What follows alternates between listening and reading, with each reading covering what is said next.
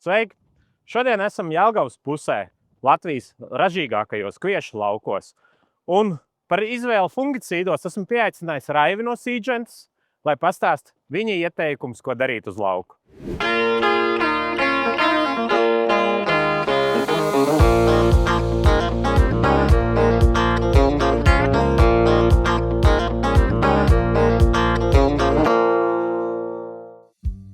Labiem laukiem pienākās arī labi risinājumi. Un, manuprāt, Raivi, tavā portfelī ir kāds labs risinājums pie fungicīdiem. Jā, Vilni. Šobrīd aktuālā tēma, protams, ir T2 fungicīds. Un tas ir ļoti atbildīgs lēmums. Un, lai pieņemtu šo lēmumu, es uzskatu, ka mums ir, protams, jāzina tā visā kopējā aina. Un viennozīmīgi, redzot arī šos laukus, mums karoglapa ir, kur jau ir iznākusi ārā, kur tikai kāda būs 37. augu attīstības stadija, vajadzētu skatīties tieši spēcīgam T2 fungicīdam tā virzienā, un tas būtu Elatusera. Kad mēs izvēlamies T2 fungicīdu, mums jāuzdod jautājums, ko mēs sagaidām no tā. Un bieži vien, ja mēs vilktu ārā statistiku, tad mums pirmā slimība būtu populārākā dzeltenplanku mainība, pēc tam būtu septoriozes, rūsas un fuzarioze.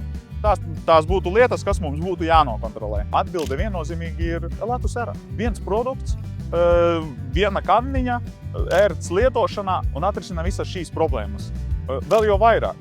Elatusera sastāvā ir soletonols, SDHI, darbīgā viela, kas vēl būs papildus priekšrocībā karstos, sausos apstākļos, jo tas samazinās tieši sausuma stresu kultūra augam. Šobrīd mums līst lietus, bet mēs nevaram zināt, kas būs pēc 2 nedēļām, pēc 3 nedēļām, kāda būs tā situācija. Uz to lauku tā situācija nav nemaz tik vienkārši. Ja?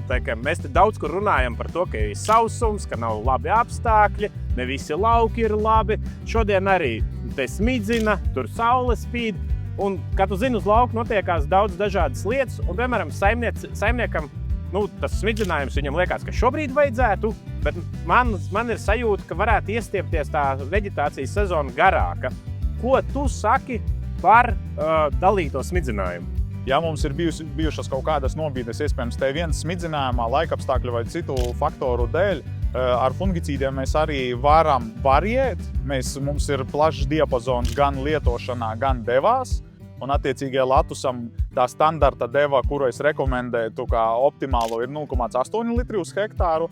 Un tas lietošanas diapazons būtu karoglapa vārpa, ja ir iespējams viens smidzinājums tieši gan pa vārpu, gan pa attīstītu karoglapu, bet ja ir kaut kādas slimību pazīmes jau krietni ātrāk un mums nākas aizsargāt ātrāk karoglapu, tad mēs arī varam viens variants lietot jau to pat 0,8 devu ātrāk pa vārpu, vai arī savukārt dalīto veikt smidzinājumu, piemēram, sadalīt maksimālo devu 2 daļās un attiecīgi nosmidzināt daļu pa vārpu, pa karoglapu un pēc tam arī pa vārpu atlikušo daļu.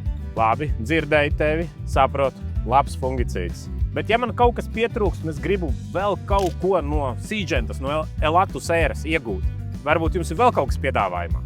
Mums tā ir Agrikluba lojalitātes programma, kur saimnieki iegādā to produkciju, iesniedz programmā un iegūst attiecīgi par to punktus, kurus vēlāk iztērē priekš savām vajadzībām, kur viņi vēlas. Vai nu tie būs braucieni, vai nu kaut kādas dāvanu kartes, vai nu kuru ko kāro. Ja es Elatusera pērku pirmo reizi un reģistrēju pirmo reizi Agriklubā, vai tam ir nozīme? Tev ir papildus 35 punkti kampaņas ietvaros.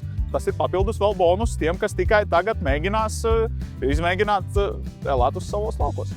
Labs fungicīds, atbalsts Agriklubā. Ko tu vēl man var pastāstīt par Elatuseru? Kur vēl viņi var lietot? Elatusera mēs varam lietot arī lauku pupās. Tas ir ļoti labs risinājums koncentriskajai planku mainībai, rūsām.